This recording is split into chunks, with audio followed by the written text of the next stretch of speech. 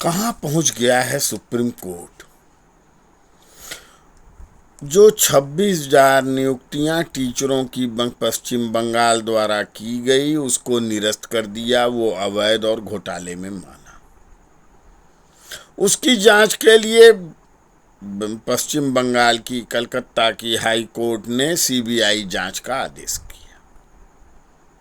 Supreme court ने CBI जांच पर रोक लगा दिया और अभी अभी मुर्शिदाबाद में जो भयानक स्थिति, मार काट की, 3 हिंदुओं को सड़कों पर मार डाला गया, सैकड़ों घर जलाए गए, हिंदुओं में भगदड़ मची है, उन स्थितियों के नाते कलकत्ता हाई कोर्ट ने कहा है कि केंद्रीय फोर्स लगाई जाए मुर्शिदाबाद में। सुप्रीम कोर्ट मौन बना है। क्या सुप्रीम कोर्ट भी राजनीतिक अखाड़े में उतरा हुआ है? अभी भारत के 76 साल 78 साल संवैधानिक इतिहास में पहली बार सुप्रीम कोर्ट ने भारत की संप्रभु राष्ट्रपति को आदेशित कर दिया कि उनके द्वारा किसी फाइल को रोकने की समयावधि 3 महीना है, जबकि संविधान में कोई ऐसी समय सीमा तय नहीं है। वही सुप्रीम कोर्ट कृषि कानूनों पर 4 साल से फाइल लेके बैठा हुआ है। उसी के द्वारा बनाई गई विशेषज्ञों की रिपोर्ट को भी वो छिपाए हुए है।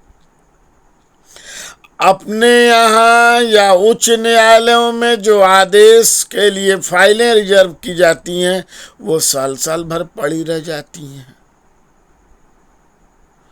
क्या सुप्रीम कोर्ट लक्ष्मण रेखा को पार कर रहा है?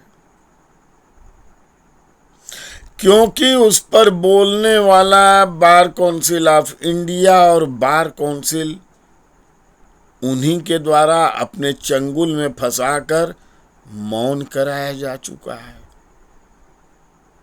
बोलेगा तो कौन बोलेगा?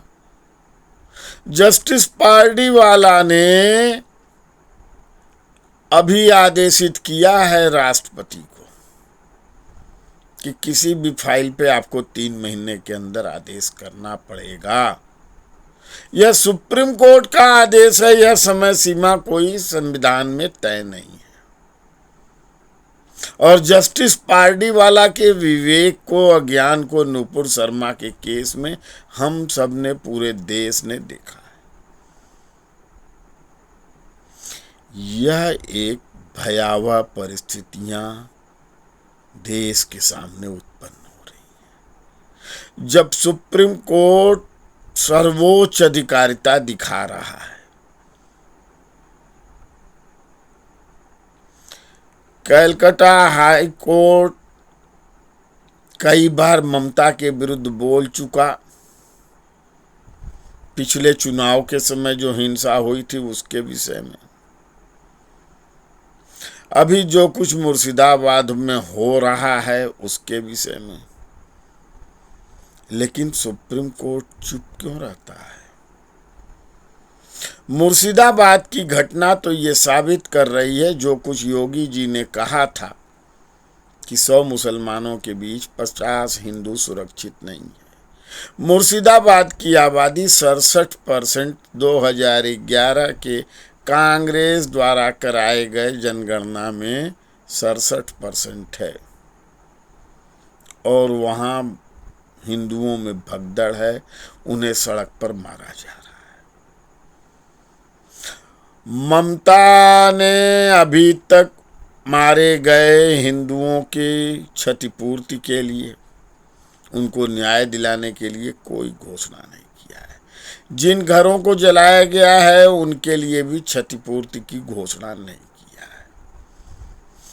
और उसके एडीजी ला जावेद कह रहे हैं कि हो सकता है यह केंद्रीय बल की गोली से मरा हो।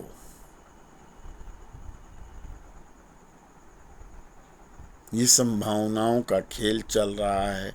कश्मीर जैसा बंगाल बन रहा है। भयावह परिस्थितियां हैं और देश में राजनीतिक परिस्थितियां ऐसी हैं कि इंडिया अलायंस ममता दी के पल्लू में छिपा हुआ है। देश का तथाकथित सेकुलर कहने वाला अपने को स्वघोषित सेकुलर जमात ममता के पक्ष में व्याख्या करने में लगी है। अगर ममता ने कह दिया हाई कोर्ट के कुछ महीना पहले एक आदेश को कि मैं मानूंगी नहीं, अब केंद्र सरकार संसद द्वारा पारित वक्फ संशोधन अधिनियम को कह दिया कि मानूंगी नहीं, उस पर सर्वोच्च न्यायालय की कोई संवैधानिक जिम्मेदारी होती है? विधान को न मानने का संविधान की शपथ लिया हुआ संवैधानिक पद पर बैठा हुआ कोई मुख्यमंत्री इस ढंग की घोषणा करे? संविधान के संरक्षक और गार्जियन के रूप में अपने को घोषित तो सुप्रीम कोर्ट ने किया है ना, तो सुप्रीम कोर्ट को इस पे कुछ बोलने का औचित्य बनता है कि नहीं? कायदे से सोचिए, देखिए बारीकी से। सर्वोच्च न्यायालय के कृत्य अब संविधान की लक्ष्मण रेखाओं का उल्लंघन करते हुए दिखाई दे रहे हैं। जय संविधान।